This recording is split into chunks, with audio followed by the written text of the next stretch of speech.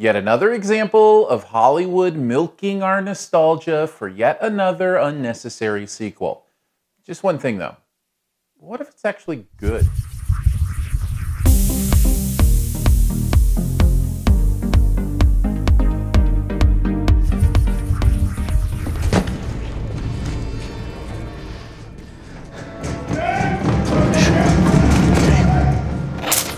I need you to follow me and do exactly as I say. Let's move. Oh my God, you guys, I am so stoked you are here. You have no idea. You are? So stoked.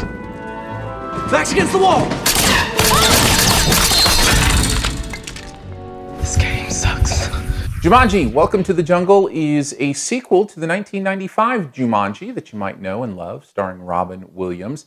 This time we've got Dwayne "The Rock" Johnson in there, Jack Black, a few others. And this time it's a video game. Now, Jumanji is a game you probably don't want to play, but is it a movie that you probably don't want to watch? Well, here's 5 things you might want to know about Jumanji, Welcome to the Jungle. Welcome to the jungle, more like welcome to the bungle, is what somebody would say if they didn't like this movie. But that's not me. I actually kind of enjoyed this retake on what's going on with Jumanji. It is actually a sequel. It really pays homage to what happened in the original movie. And I had a good time. Some of the specifics, well, let's start here. I love these people. I really think they picked a good cast for this movie. You've got Dwayne "The Rock" Johnson, who is always likable, has charisma just coming out of the top of his big, bald, beautiful head. He's phenomenal. Kevin Hart is really fun in this. He's that perfect balance for Kevin Hart for me, where it's not too over the top, but also not so subdued that he's pointless. So he's right there in a place where I think he's having a good time. Jack Black gives a really interesting and wonderful performance here. And I even like Karen Gillan. I liked her when she was in Doctor Who. I know a lot of Whovians didn't enjoy her work, but I did. And it's nice to see her getting some work outside of the awful movie The Circle, which we are pretending like never existed. But the thing is, these four are so good together that I think that helps the movie out quite a bit and makes it always enjoyable to watch, even when you're not connected to the other parts of the film. Another reason their performances work is they're kind of playing against type here. This is a body swap movie, and for spoiler's sake, I won't necessarily go into all the details because I don't want to kind of give away those fun little reveals of who's playing who, those kind of things. But this is a quadruple body swap. And I think there's something really fascinating about that because we've seen so many double body swaps, or actually single body swaps, where just, one team of people switch bodies. In this case, you're dealing with 4 individual people becoming 4 other individual actors. So each of them is giving this interesting performance of being embodied by somebody else, inhabited, haunted, if you will, by these other characters. And I think they pull it off really well. And it adds to the humor in this movie, which is really funny. So all these people working well together and all of them doing something interesting is giving you, throughout the movie, something to laugh at and something to be entertained by. The other thing I really loved about this movie and that kept me invested is it's the kind of movie that knows what it is. It's not trying to be an Oscar contender. It's not trying to be something next level deep and meaningful and special. It's trying to be a comedy about this game that can ruin kids' lives, just like the original was. And because it knows the truth of the kind of movie it is, it's able to live inside it in a way that's really exciting. It's comfortable. It doesn't feel like it's straining to be something it's not. It pays homage to the original movie in exactly the ways you would expect it to, and exactly the ways that you need it to. So that it's not overt or over the top, but it's there letting you know, we know who we are, we know what Jumanji is, and we're going to make a Jumanji movie.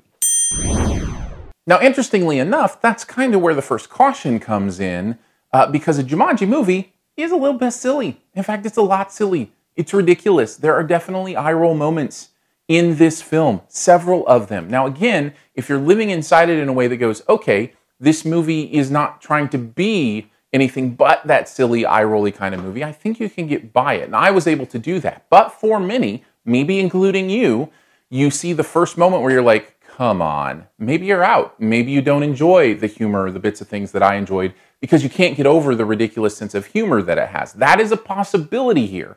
So I wanted to warn you about it. Now, the one real issue that the movie does have, and I think it's a decent sized one, there are no stakes here. And I think a lot of that has to do with the villain. I just don't feel like they're ever in danger from this guy. Now, I like Bobby Cannavale. I think he's a great actor. He's just not given a lot to do here. Now, part of those stakes may be that we're also in the jungle this time instead of the jungle coming to us. When it's invading your home, like in the original, it feels more real. It feels like there's more danger there. So maybe going to the jungle itself feels more like a game, more unrealistic, and so you're not buying in. It also might be that their character evolutions don't have a lot of stakes to them.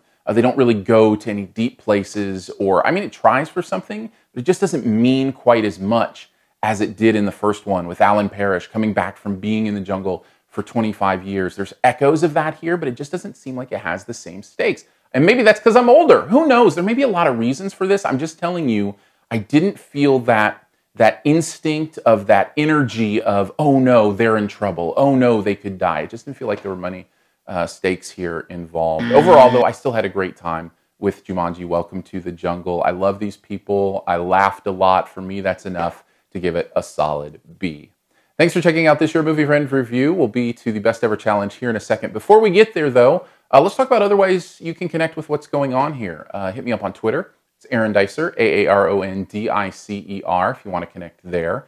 Podcast, if you do the podcast thing, feel free to subscribe to the podcast SiftPop, SiftPop, the official podcast of Your Movie Friend. And then, as if there are unofficial ones, it's the only one. SiftPop. Also YouTube, subscribe. I think just like 25 people away from that 2,000 subscriber mark. Thank you for that. If you have not subscribed and you could be one of those last 25 to push me over the top for Christmas, I'd appreciate it. You can do that right here at YouTube. You can also comment, be a part of that. That's a lot of fun. And thank you for your support at Patreon. It means the world to me. It starts at $3 a month. Some really fun perks there. And thank you for giving actual dollar bills to help me continue to make these videos. It's patreon.com/yourmoviefriend. All right, on to the Best Ever Challenge, where you name the best movie ever in a particular category. Also try to identify my choice. What is the best ever Dwayne Johnson movie? What is the best movie that The Rock has ever been in? Take a guess at mine in the comments once I leave the clue here. I'd like to hear your choice as well.